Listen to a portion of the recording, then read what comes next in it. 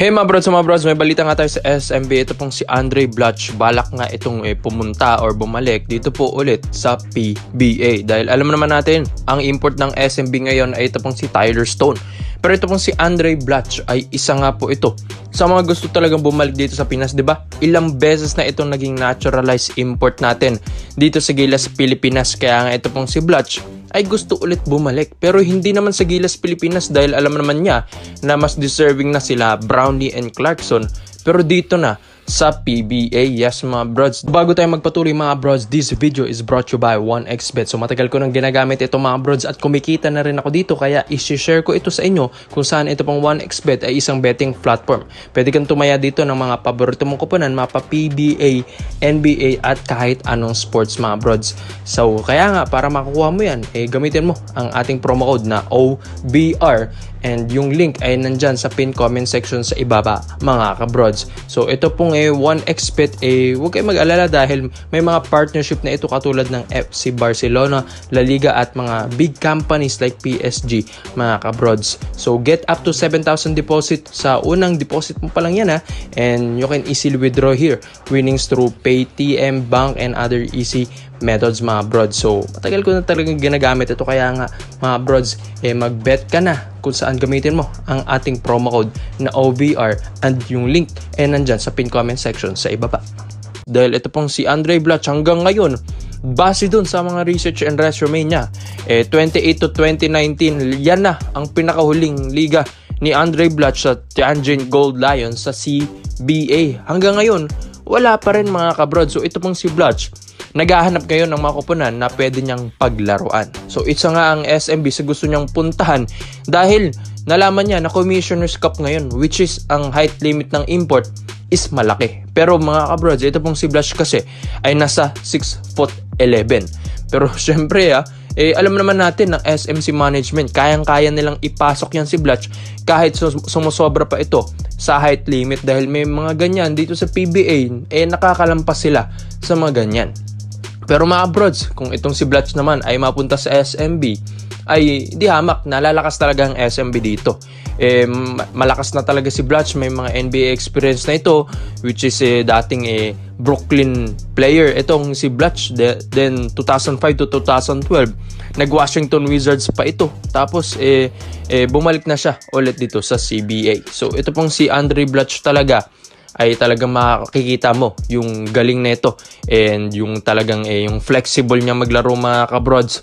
Dito naman sa SMB kasi meron na silang Junmar Fajardo. Pero ito pong si Blatch, he can play forward doon mga brods kung saan pwede siyang tumira ng mga tres and tumira ng mga jumpers, perimeter. And yan ang isa sa mga gusto rin ng SMB dahil minsan inconsistent yung mga shooting ngayon ng SMB mga kabrods. Pero ito pong si Andre Blatch CBA champion na rin ito dati ng 2017. And marami na itong napatunayan sa Gilas, Pilipinas kung saan naging first World Cup din natin na yun noong 2013 kung saan doon natin naramdaman yung puso talaga ng isang Andre Blatch mga kabrods. Within ilang years nakapasok ulit tayo ng FIBA World Cup noong 2013 na yan.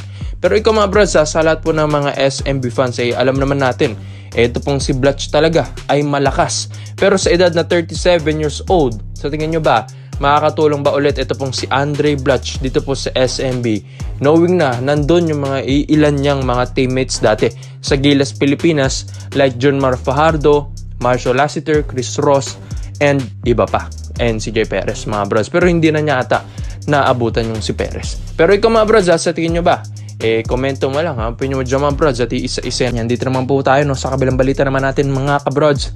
Tandaan nyo, di ba? Bago ang Asian Games, kinuha na ni Coach Tim Cone ito pong si Terrence Romeo as their roster mga brods. Hindi nga lang na pinala dito pong si Romeo dahil hindi nga pinasa ni Coach Chot Reyes sa 60-man lineup. Itong si Romeo doon. So wala doon si Romeo sa list. So, ito pong si Coach Tim Cone. So, sa lahat-lahat ng mga PBA players na pwede niyang tawagan or tawagin, si Romeo at si Abueva ang isa sa mga nagustuhan niyang kunin dito sa Asian Games mga kabrods. Kung tutuusin nga kung nandyan si Romeo and Calvin Abueva and Mo Tautua, mas mapapadali sa gilas ang mga laruan dito sa Asian Games. Mas magiging smooth sila na makuha ang gold medal against Jordan, 'di ba mga kabrods? So, syempre congrats din sa kay Coach Tim Cone for winning the gold medal. And isa sa mga rason kung bakit gusto niyang kunin si Terence Romeo, mga kabrods, dahil gusto niya yung laruan ni Terence. Yes, mga kabrods. At yun nga ang isa sa mga pwedeng rason kung itong si Romeo ay mailipat ni Boss Al Francis Chua sa Barangay Ginebra San Miguel dahil kay Coach Tim Cone. Yes, mga brods. Dahil yun na ang isa sa mga signs na pwede nilang makuha si Romeo dahil ito pong si Coach Tim, siya mismo ang nag-reach out dito kay Terence Romeo para makuha dito sa Asian Games. So, ito na nga, why not sa Barangay Ginebra San Miguel niya ito kunin, mga kabrod. So, ito pong si Romeo ay alam naman natin isang scoring champion ito, former scoring champion ng PBA. So, itong si Romeo, matagal na itong gustong maglaro rin sa Barangay Ginebra San Miguel. Pero, hindi nga lang siya napupunta doon dahil napunta rin siya ng SMB. Dahil mas kinangailangan nga ng SMB ito pong si Romeo dahil yung future ng SMB, yun yung tinitignan nila. Dahil yun nga, nawala si Cabagnot at yung next na Cabagnot, ito pong si Terence Romeo. Tapos ngayon, mga brods, dito naman sa rookie natin na si Kit Jimenez ay napunta naman sa SMB, which is yan ang iniisip na future rin ng SMB. Kapag mawala si Romeo, may Kit Jimenez naman napapalit. So, itong si Romeo ay pwede na nilang ilipat sa Barangay Ginebra San Miguel dahil loaded na ang guards ng SMB kung tutuusin, mga kabrods. So, itong si Romeo ay alam naman natin na gusto ito ni Coach Tim Cone at isa niya sa mga paboritong point guard. Hindi na ako magugulat kung maiti-trade or maililipat ito ni Boss Al Francis Chua via 3-team trade sa Barangay Ginebra San Miguel. Ito pong Ginebra, malakas na ito, mga brods. Pero, iba pa rin yung meron kang talagang pure scorer and former scoring champion. Andiyan na si Pringle, di ba? Yung mga former scoring champion. And ililipat mo pa si Terence Romeo sa Ginebra. So, ang lakas na talaga ng Ginebra, mga kabrods. Sina Malonzo, sina Stan Hardinger, Scary Thompson. May mga talagang smooth shooter ka pa dyan.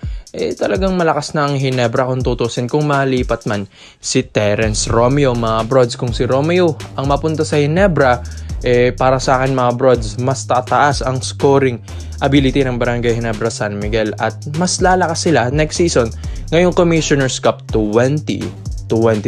At malapit na rin yan, mga kabrods. Yun nga, November na rin next month ang Commissioner's Cup dahil minove ito ni Commissioner Willie Marshall, mga kabrods. So, sa lahat po ng mga Barangay Ginebra fans, sa tingin nyo ba mas gaganda ba ang laruan ng Ginebra kung ito pong si Coach Tim ay makuha niya ang paboritong point guard niya sa lineup next season? Kaya komento mo lang ang opinion mo dyan, mga brods, at isa natin yan. So, salamat po sa panonood, mga brods, at this is Overrated Highlights na lang. I'm out. I'm grinding like a pro skater, baby mama bugging, I'm so quick to hit ignore. Buku bitches in my bed, I got scales all on my floor, I got money on the line, plus I'm clocking